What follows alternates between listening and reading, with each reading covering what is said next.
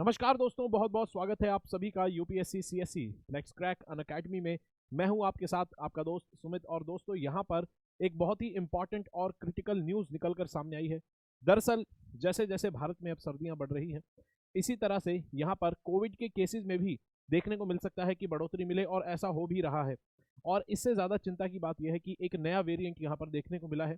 केरला के अंदर 4 death Covid से हो चुकी है, और इन्हीं चीज़ों को ध्यान में रखते हुए सरकार ने एडवाइजरी भी जारी कर दी है और कर्नाटका को हाई अलर्ट पर डाल दिया है, और केरला में डेथ के केसेस भी हमें देखने को मिले हैं। तो यहाँ पर इस पूरी न्यूज़ को एनालिसिस करेंगे और एग्जाम पॉइंट ऑफ व्यू से देखेंगे कि भाई कौन सी चीज़ें हमारे लिए इंपॉर्टेंट है। ठीक है, तो यहाँ पर अगर शुरू करें एग्जाम पॉइंट ऑफ व्यू से अगर देखें तो जीएस पेपर 2 और जीएस पेपर 3 में ये न्यूज़ हमारी कवर होगी। इंपॉर्टेंट है क्योंकि जीएस पेपर 2 में हेल्थ सेक्टर के ऊपर क्वेश्चन पूछे जाते हैं, और जीएस पेपर 3 में साइंस एंड टेक्नोलॉजी के ऊपर क्वेश्चन पूछे जाते हैं।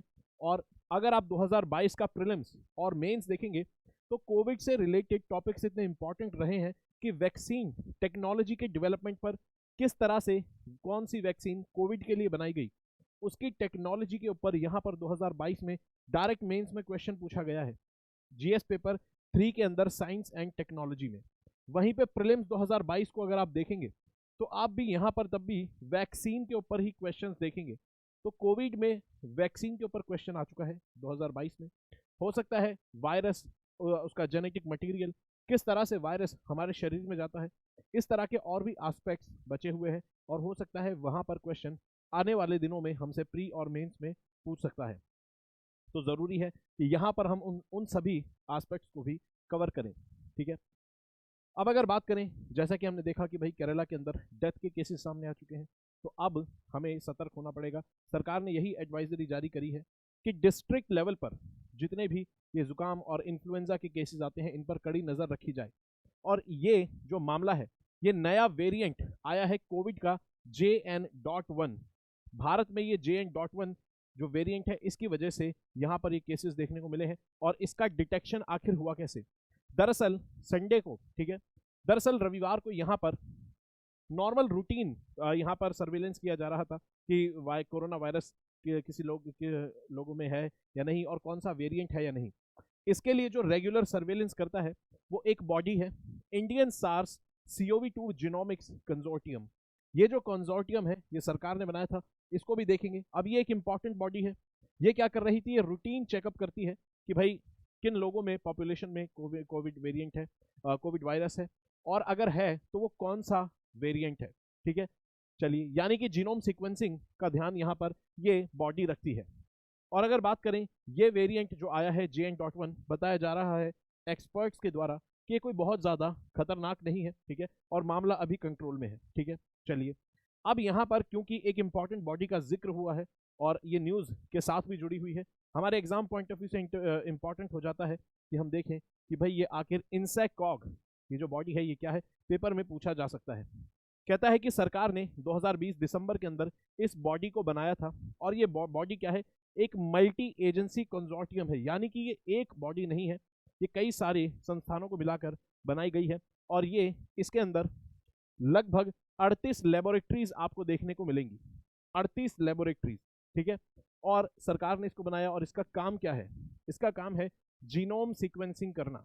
यानी जैसे ही भारत में कोविड के केसेस के मामले सामने आए, उनकी जीनोम सीक्वेंसिंग करना। और अगर क्लियर कट ऑब्जेक्टिव्स की इसकी बात करी जाए तो कहता है कि यहाँ पर आइडेंटिफाई करना है variant of interest end variant of concern.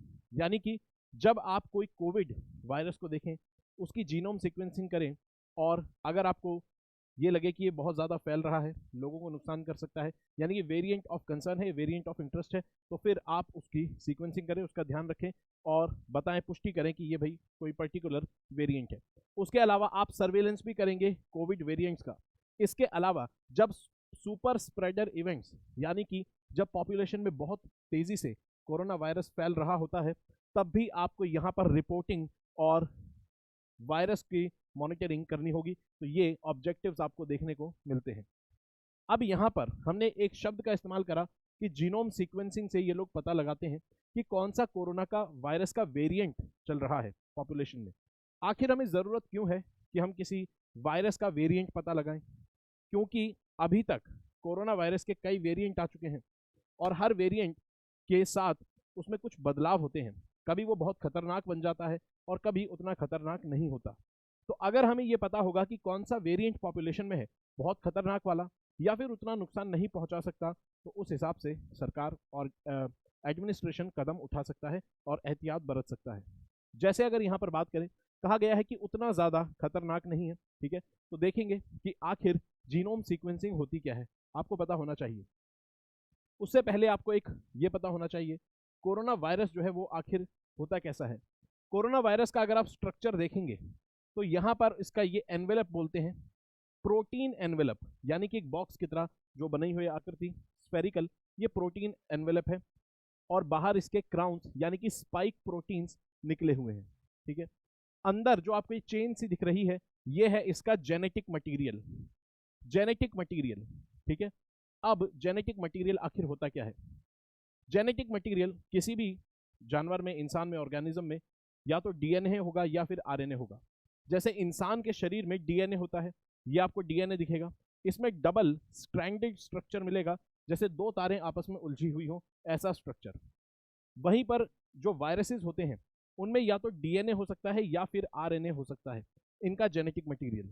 Corona virus के अंदर आरएनए जेनेटिक मटेरियल है। फर्क आपको दिख गया होगा, डीएनए डबल स्ट्रैंडेड होता है, आरएनए सिंगल स्ट्रैंडेड होता है। जेनेटिक मटेरियल का आखिर काम क्या होता है?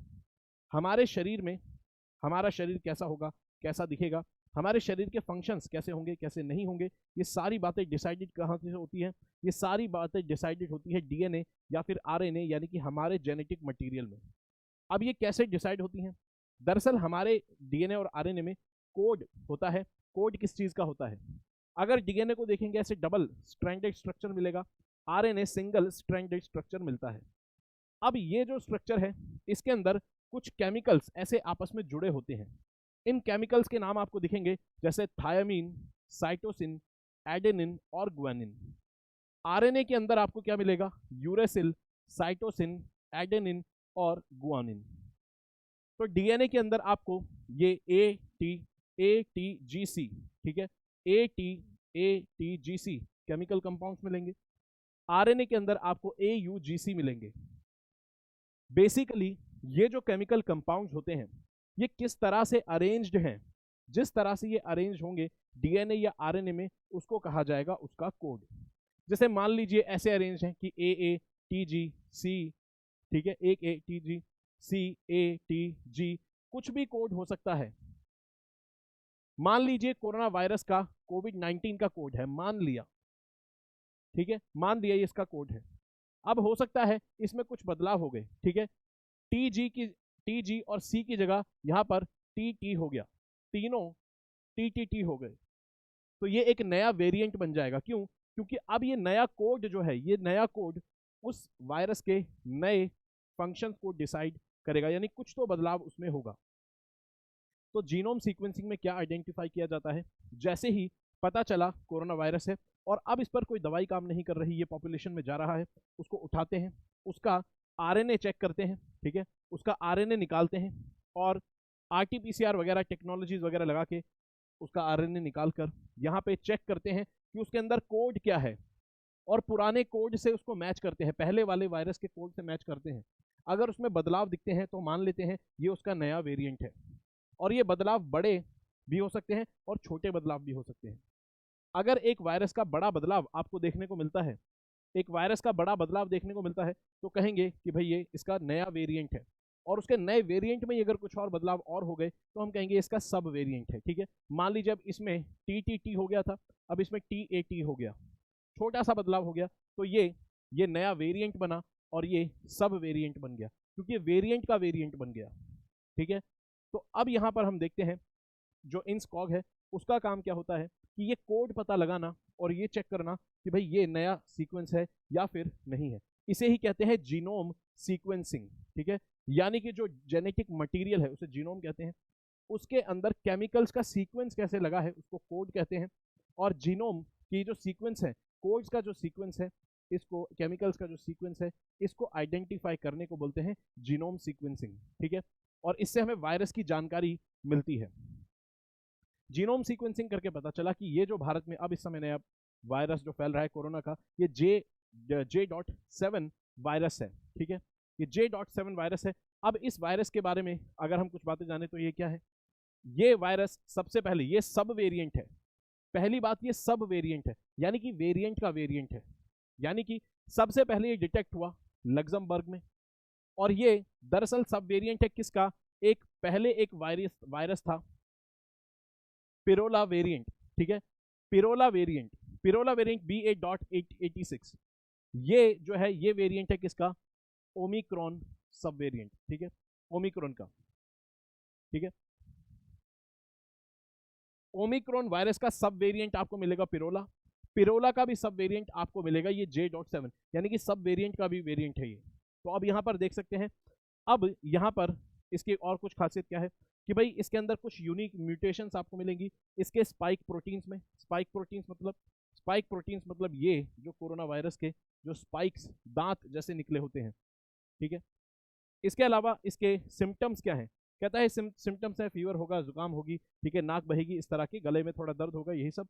और यहाँ पर पेशेंट्स को थोड़ी सी समस्या हो सकती है रेस्पिरेटरी सिंड्रोम्स वगैरह में। ज़्यादातर केसेस बताए जा रहे हैं इसके माइल्ड केसेस होंगे जो कि ठीक हो जाएंगे जल्दी ही।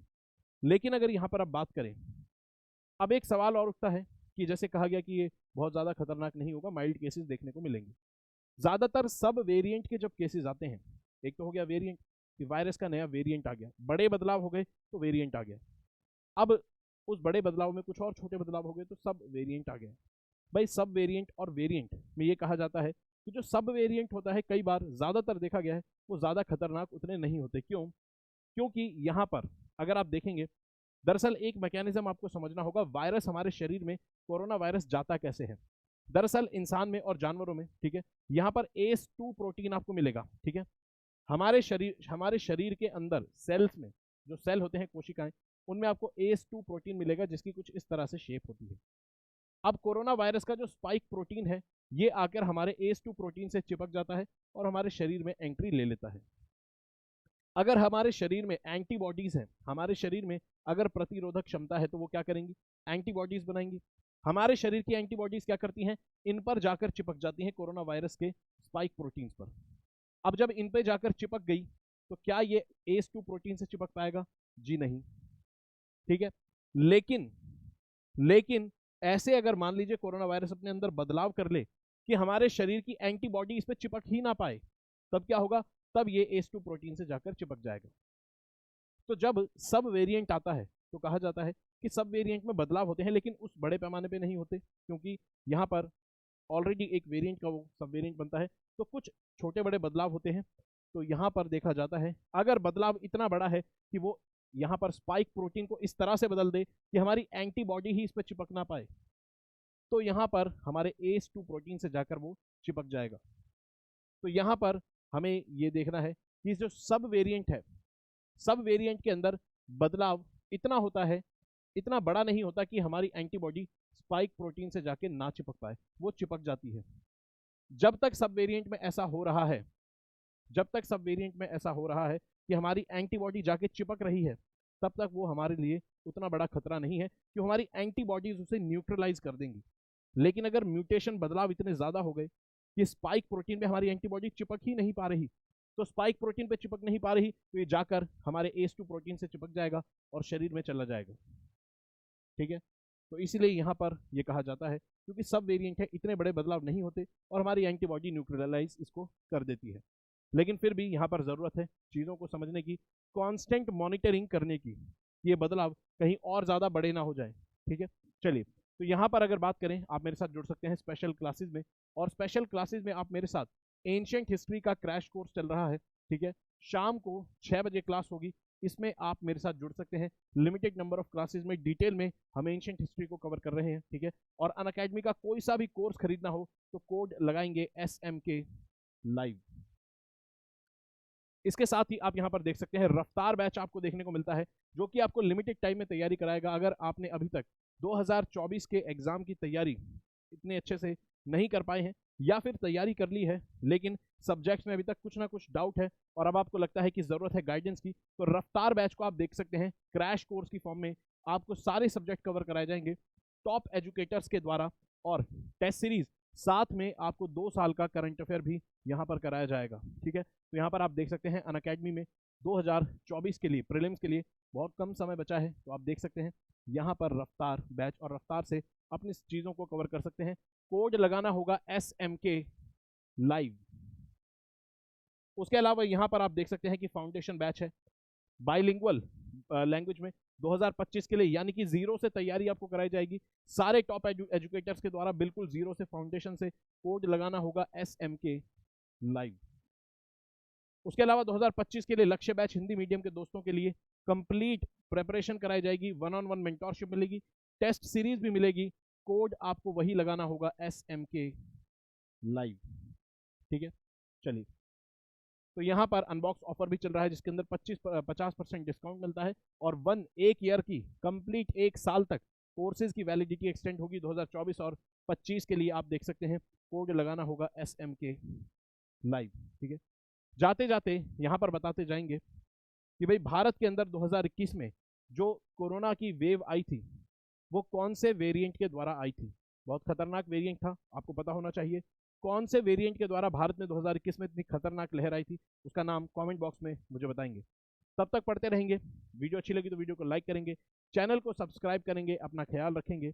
जय हिंद दोस्तों।